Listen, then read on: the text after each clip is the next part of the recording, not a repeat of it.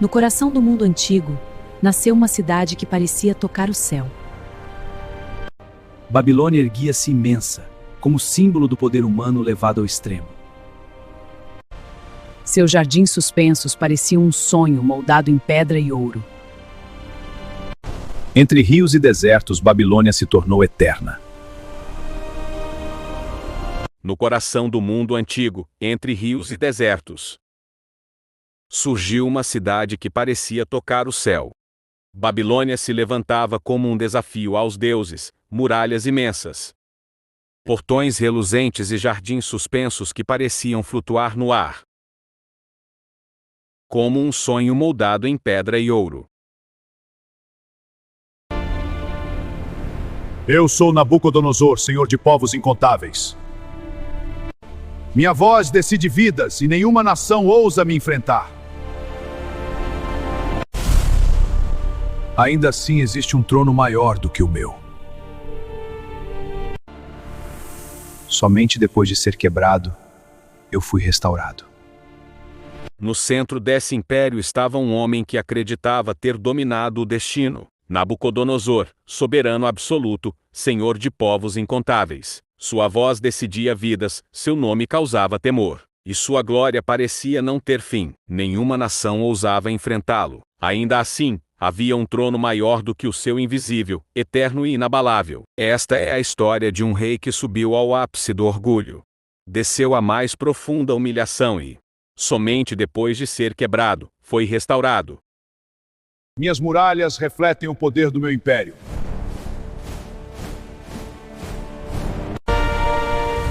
Nenhum exército se compara ao meu. O próprio rio sustenta a glória da minha cidade. Não há império como o meu. As muralhas de Babilônia refletiam o sol como espelhos de poder. Soldados marchavam em perfeita ordem. Torres se erguiam majestosamente, e o rio Eufrates serpenteava pela cidade, levando vida e imponência. No palácio, sobre um trono adornado por leões esculpidos, Nabucodonosor contemplava tudo com satisfação. Seu coração dizia: não há império como o meu.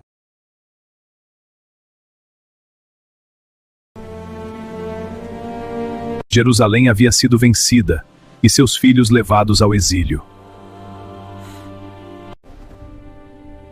Mesmo cativos, escolhemos não abandonar nossa fé. Nosso Deus não abandona os que confiam nele. Mas enquanto o rei se exaltava, um povo chorava em silêncio. Jerusalém havia sido vencida, e seus filhos levados ao exílio. Entre os cativos estavam 4 jovens que se recusavam a abandonar sua fé: Daniel, Ananias, Misael e Azarias. Mesmo longe de sua terra, eles mantinham viva a esperança no Deus que não abandona. O sonho foi claro, mas o sentido me escapa. Minha mente está em caos. Revelem o sonho e a interpretação. Quem falhar morrerá. Certa noite, o sono do rei foi tomado por uma visão perturbadora. Ele acordou suando, com o peito apertado e a mente em caos. O sonho havia sido claro, mas seu significado escapava. Furioso, ordenou que todos os sábios fossem chamados. Exigiu que revelassem não apenas a interpretação, mas o próprio sonho. Quem falhasse, morreria. Clamamos ao Deus dos céus, e naquela noite ele respondeu. O medo se espalhou pelo palácio. Nenhum homem possuía tal poder. O decreto foi selado. Todos os sábios seriam executados. Daniel, ao saber da sentença, reuniu seus amigos e clamou ao Deus dos céus. Naquela noite, a resposta veio. Ó rei, nenhum homem pode revelar. Ao amanhecer, Daniel foi conduzido diante do rei. Com humildade, declarou que nenhum homem poderia revelar tal mistério, mas que havia um Deus que governa acima de todos e revela o que está oculto. Então descreveu exatamente o sonho: uma grande estátua, com cabeça de ouro. peito de prata, ventre de bronze, pernas de ferro e pés misturados com barro. Uma pedra, sem mãos humanas, atingia os pés, destruía toda a imagem, e se tornava um grande monte que enchia a terra. Reconheço o poder, mas meu coração ainda resiste. O rei empalideceu. Era exatamente o que havia visto. Daniel explicou: Nabucodonosor era a cabeça de ouro, mas outros reinos surgiriam depois dele, até que Deus estabelecesse um reino eterno, que jamais seria destruído. O rei se prostrou e reconheceu o poder do Deus de Daniel. Porém, embora suas palavras confessassem, seu coração ainda resistia. O orgulho ferido começou a se transformar em desafio. Escolhemos obedecer a Deus, não aos homens. Pouco tempo depois, na planície de Dura, ergueu-se uma estátua colossal, não apenas a cabeça, mas todo o corpo feito de ouro, um símbolo da soberba de um homem que se recusava a aceitar limites. O rei decretou que todos deveriam se prostrar diante da imagem ao som da música. Quem desobedecesse seria lançado numa fornalha ardente. Quando os instrumentos tocaram, povos de todas as línguas se curvaram. Todos, exceto 3 jovens, Ananias, Misael e Azarias, permaneceram de pé, olhando não para o ouro, mas para o céu.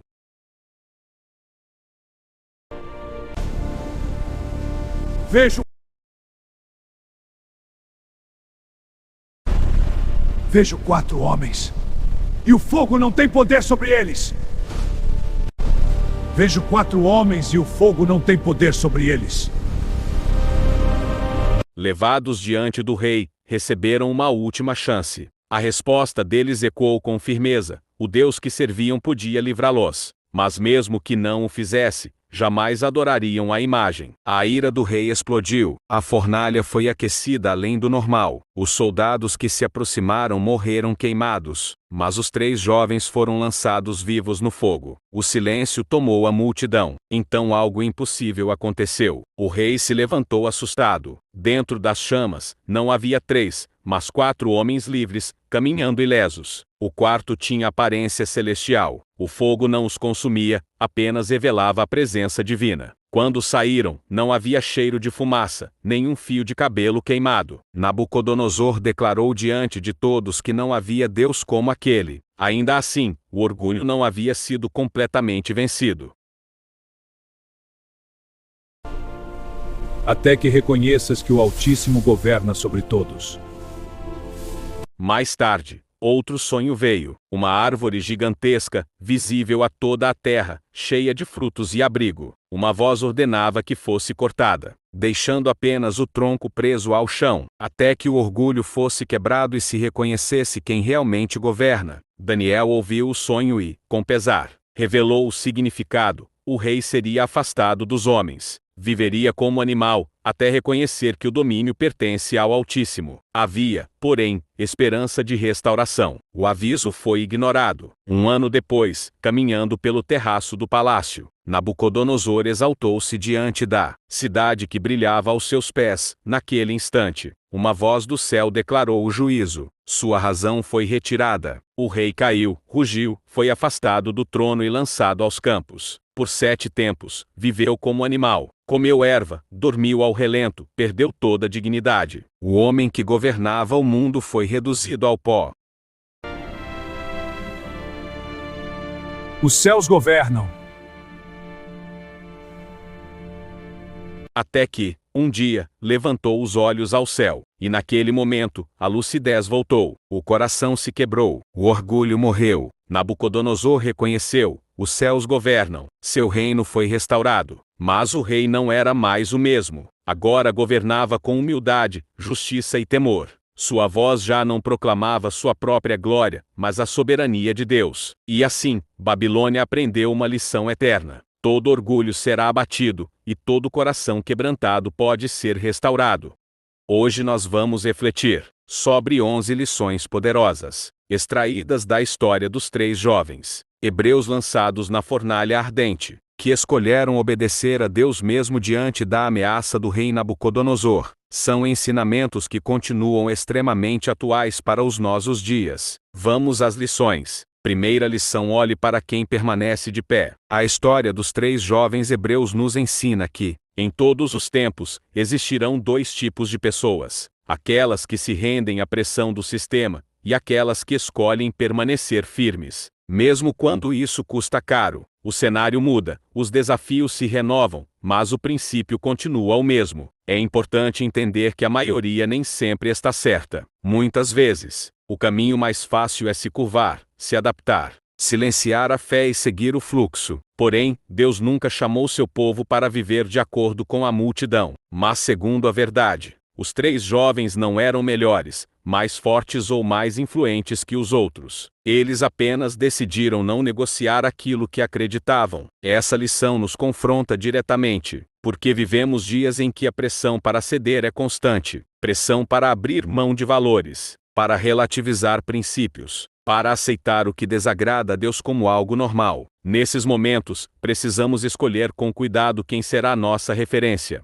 Não devemos olhar para quem desistiu, retrocedeu ou abandonou a fé, mas para aqueles que permanecem de pé, mesmo em meio às dificuldades. Quem deseja vencer espiritualmente precisa aprender a se inspirar em bons exemplos, pessoas que continuam fiéis quando ninguém está olhando, que permanecem firmes quando são criticadas, que escolhem obedecer mesmo quando a obediência parece trazer perdas. São essas pessoas que fortalecem nossa fé e nos lembram que vale a pena permanecer íntegro. Deus se agrada mais da fidelidade sincera do que de qualquer aparência religiosa. Não é o sacrifício exterior que impressiona o Senhor, mas um coração decidido a obedecer. Os 3 jovens não fizeram discursos longos nem tentaram justificar sua fé. Eles simplesmente ficaram de pé, e essa postura falou mais alto do que qualquer palavra. Mesmo quando todos se curvam, Deus sempre preserva aqueles que permanecem firmes.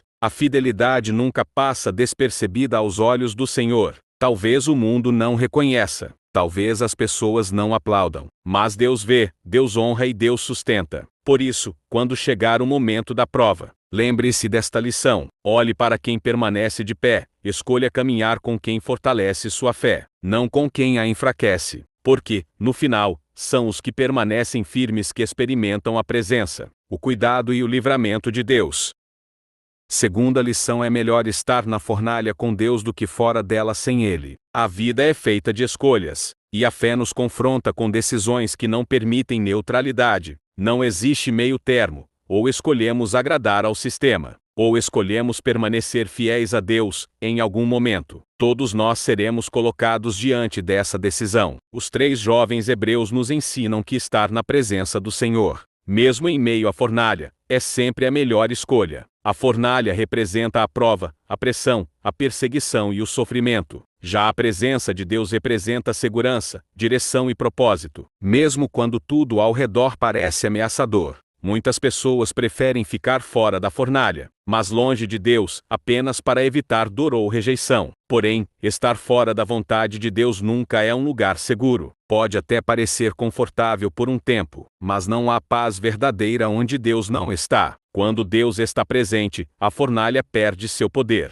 O fogo pode queimar por fora, mas não destrói por dentro. Onde o Senhor está, a proteção que não depende das circunstâncias, a direção mesmo no meio da confusão, e a propósito até naquilo que parece sofrimento. Essa lição nos ensina que a fidelidade pode nos levar à prova, mas jamais nos afasta da presença de Deus. Pelo contrário, muitas vezes é justamente na fornalha que o Senhor se manifesta de forma mais clara e poderosa. Por isso, se for preciso escolher, escolha estar na fornalha com Deus, porque com Ele, até o fogo se transforma em lugar de livramento, aprendizado e testemunho.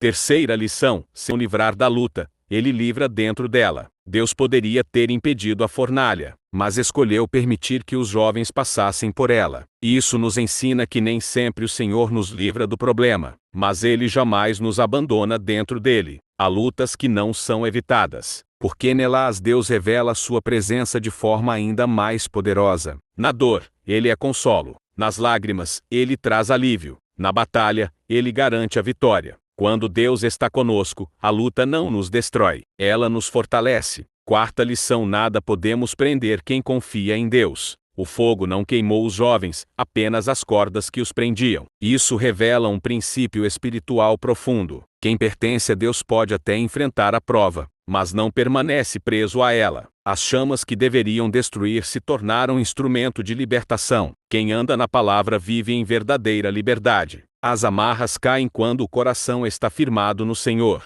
Quinta lição: agradar a Deus vale mais que preservar a própria vida. Os jovens entenderam que obedecer a Deus era mais importante do que escapar da morte. Eles preferiram perder tudo a perder a fidelidade. Essa lição nos confronta, porque revela onde está o nosso verdadeiro compromisso. Quem vive para Deus, vive com propósito. E quem morre para Deus, morre com esperança eterna. A fidelidade sempre vale a pena. Sexta lição: às vezes a obediência nos leva para o olho do furacão. Nem toda luta é consequência de erro. Muitas vezes, a prova surge justamente porque escolhemos fazer o que é certo. A fidelidade pode nos levar ao centro da tempestade, mas nunca fora da vontade de Deus. Não desista só porque a batalha aumentou. O Senhor não abandona quem permanece fiel, mesmo em meio à perseguição. Sétima lição: não existe seguro contra problemas. Seguir a Deus não significa ausência de dificuldades, mas a certeza da presença dele em todas elas.